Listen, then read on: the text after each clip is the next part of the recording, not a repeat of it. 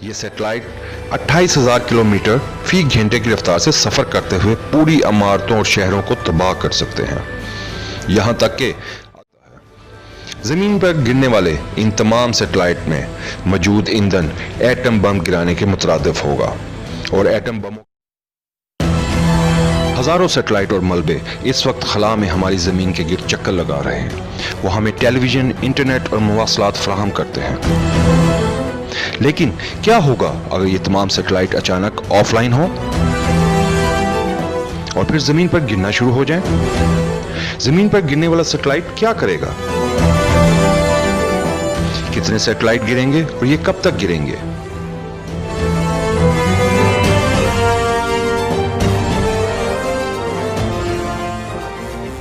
اس وقت خلا میں 5,000 سے زیادہ سیٹلائٹ موجود ہیں۔ توقع ہے کہ 2025 تک یہ تعداد کم از کم 2 گنا ہو جائے گی۔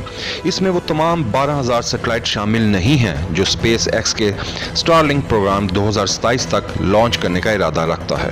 اس دہائی کے آخر میں تقریباً 20,000 سیٹلائٹ خلا میں ہوں گے۔ اگر وہ سب ٹوٹ جائیں تو کیا ہوگا؟ سب سے پہلے ہمیں یہ سمجھنا چاہیے کہ خلا سے زمین پر گرنے والا سیٹلائٹ اور دیگر ملبہ کوئی نئی بات نہیں ہے۔ ہر سال 100 ٹن سے زیادہ خلائی ملبہ زمین پر گرتا ہے۔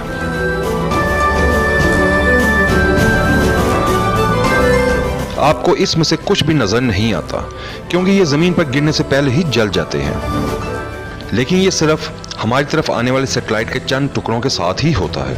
اگر 20,000 سیٹلائٹ ایک ساتھ زمین پر گریں تو آپ اسے یقینی طور پر محسوس کریں گے، کیونکہ ایک سیٹلائٹ کم از کم فٹ بال کے میدان سے بھی بڑا ہوتا ہے۔ آپ فوری طور پر محسوس کریں گے کہ آپ کسی سے رابطہ نہیں کر سکتے، ٹیلی فون لائنیں بند ہیں، آپ ٹی وی نہیں دیکھ سکتے، اور یہ ویڈیو بھی فوراً رک جائے گی کیونکہ انٹرنیٹ بھی کام کرنا چھوڑ دے گا۔ لیکن زمین پر ہماری مصنوعی سیاروں کے گرنے کے سب سے خطرناک اثرات میں سے ایک جی پی ایس سسٹم کی بندش ہوگی۔ بغیر کسی ہوائی ٹریفک کنٹرول کے آسمان پر طیارے نیویگیٹ نہیں ہو سکیں گے۔ کسی بھی وقت آسمان پر تقریباً 12,000 طیاروں کے ساتھ اس سے ان کے گرنے کے امکانات پہلے سے کہیں زیادہ ہو جائیں گے۔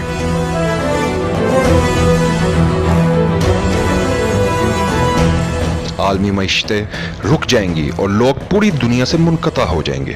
کریڈٹ کارڈ اور الیکٹرانک ادائیگی کی کوئی دوسری شکل بیکار ہوگی، اور اے ٹی ایم یا بینک سے رقم نکلوانے کی توقع نہ کریں کیونکہ یہ بھی کام نہیں کرے گا۔ ایک تھیوری کے تحت ہم ایسا سوچ لیتے ہیں کہ جیسے ہم 1800 کی دہائی میں واپس چلے گئے ہوں۔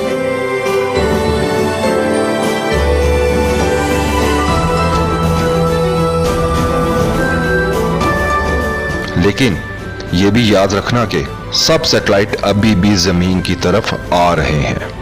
اس کے بعد کیا ہوگا؟ اگر 20,000 سیٹلائٹ زمین پر گر پڑے تو خیر یہ فوری طور پر نہیں ہوگا۔ اس کی وجہ یہ ہے کہ خلا میں سیٹلائٹ کی رفتار اور پوزیشن کچھ سیٹلائٹ کو کریش ہونے میں زیادہ وقت لگا سکتی ہے۔ اگر ایک مصنوعی سیارہ زمین کے ماحول سے 1,000 کلومیٹر بلندی پر تھا تو اسے زمین پر گرنے میں 100 سال کا عرصہ لگ سکتا ہے۔ اس لیے اب زمین پر گرنے کے لیے ان سب سیٹلائٹ کو ایک طویل عرصہ درکار ہوگا۔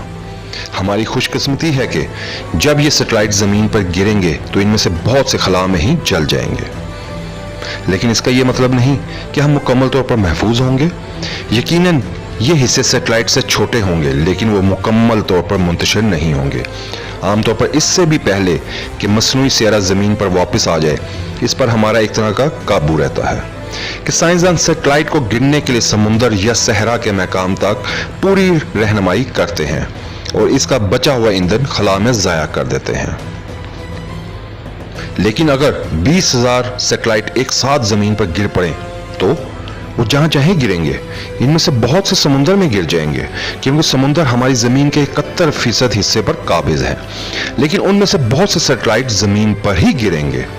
یہ سیٹلائٹ 28,000 کلومیٹر فی گھنٹے کی رفتار سے سفر کرتے ہوئے پوری عمارتوں اور شہروں کو تباہ کر سکتے ہیں، یہاں تک کہ اگر سیٹلائٹ کے چھوٹے چھوٹے ٹکڑے زمین پر آنے میں کامیاب ہو گئے تو ان کی وجہ سے ہی کافی زیادہ نقصان ہو سکتا ہے۔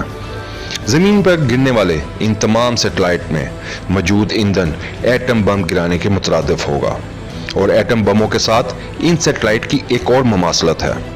इनमें से बहुत से सैटेलाइट तापकार हैं। बहुत सारे सैटेलाइट जोहरी तवानाई से चलते हैं और यह भी मुमकिन है कि जब वो जमीन पर गिरते हैं तो फिर भी वो तापकार हो सकते हैं, जिससे इसके मुतासरा होने के बाद कुरे अर्ज को और भी ज्यादा नुकसान होगा।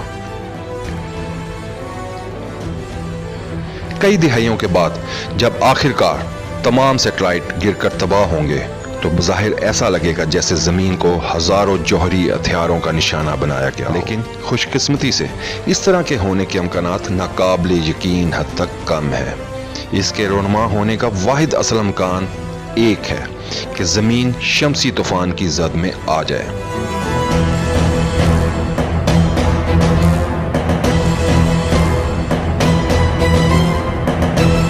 लेकिन आने वाला कल सिर्फ अल्लाह ही जानता है।